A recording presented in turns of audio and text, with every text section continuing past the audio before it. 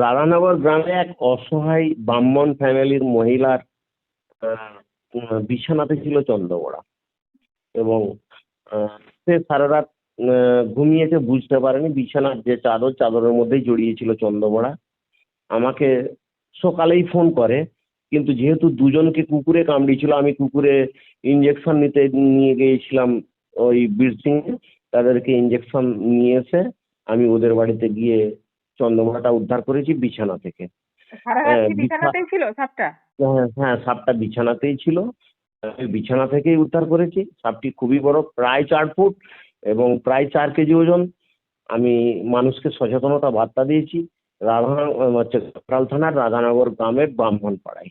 আর মহিলা কি, ওই ভদ্র মহিলা, উনি কি টের পাননি মোটেও যে সারা রাত ছিল? মহিলা প্রথমে বুঝতে পারেনি। মহিলা বেঁচে গেছে তার একটাই কারণ, মশারি খাটিয়ে শুয়েছিল। মশারির গায়ে ছিল নাকি না মশারির বাইরে? মশারি নিচে ছিল। প্রথম বিছানাটার পরে বিছানাতেই ছিল। প্রথম বিছানাটা তুলতেই ও বেরিয়ে গিয়েছে। অ্যাকচুয়াল মশারিটা গুঁজা ছিল বলে ও প্রাণে বেঁচেছে, নাহলে কিন্তু মশারি সাইডে ছিল, বিছানাতেই ছিল, মশারি সাইডে ছিল। মশারি সাইডে ছিল, নাহলে হয়তো কোনো রকমের বিপদ ঘটে যেত। আচ্ছা, মানে বাড়ির সামনে কি ঝোপঝাড় আছে? বাড়ির সামনে ঝোপঝাড় আছে, একটা ছোট ডোবা আছে। ডোবার কচুরি পানায় ভর্তি এবং কোচ গাছে ভর্তি, অঞ্জর আছে। মাটির বাড়ি, সেই হিসাবে আমি তাদেরকে ব্লিচিং ইউজ করতে বললাম, মাটির ঘরটিকে একটু পরিষ্কার রাখতে বললাম। অ্যাকচুয়াল কি, এখন জোড়ায় জোড়ায় চন্দ্রবড়া পাওয়া যাবে, জোড়ায় জোড়ায় গোগরো পাওয়া যাবে, এটাই নিয়ম। তাহলে ওরা কি জোড়া আছে? জোড়া থাকতেই পারে, সামনে অঞ্জর আছে, জোড়া তো থাকবে। এখন মেটিং সিজন চলছে চন্দ্রবড়ার, আর গোগরোরও মেটিং সিজন চলছে। তাই এখন যাকেই পাওয়া যাবে গোগরো চন্দ্রবড়া জোড়ায় জোড়ায় মিলতে পারে। তবে মহিলার কপাল ভালো, বেঁচে গেছে। তবে আমাদের যেতে একটু দেরি হয়েছে, তার কারণ আমি এই কুকুরকে দুজনকে কামড়িয়েছিল, সেই কুকুর কামড়ানোর দুজনকে হসপিটালে ইঞ্জেকশন করিয়ে তারপরে আমি গিয়েছিলাম। তখন পর্যন্ত বিছানাতেই ছিল।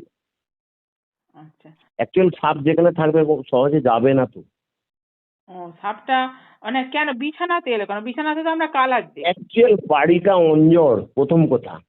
ওই একটা রুমের মধ্যেই সবকিছু, এরকম ব্যাপার। একটা রুমের মধ্যে সবকিছু, আর বিছানার উপরে একটা হাঁড়িতে রাখা ছিল চাল। আমার যতটুকু ধারণা, সেই হাঁড়িতে চাল ছিল মানে ইঁদুর পৌঁছেছে, আর ও ইঁদুর খেতে গেছে, এটাই ধারণা আমার। খাবারের সন্ধানে চলে এসেছিল। খাবারের সন্ধানে বিছানাতেই ছিল চন্দ্রবড়া। যাই হোক, মহিলা কপাল জোরে বেঁচেছে, তার কারণ হচ্ছে মশারিটা সে গুঁজে শুয়েছিল। অ্যাকচুয়াল বিছানার নিচেই ছিল ঠিকই, কিন্তু মশারিটা গুঁজা ছিল, যার জন্য সে প্রাণে বেঁচেছে।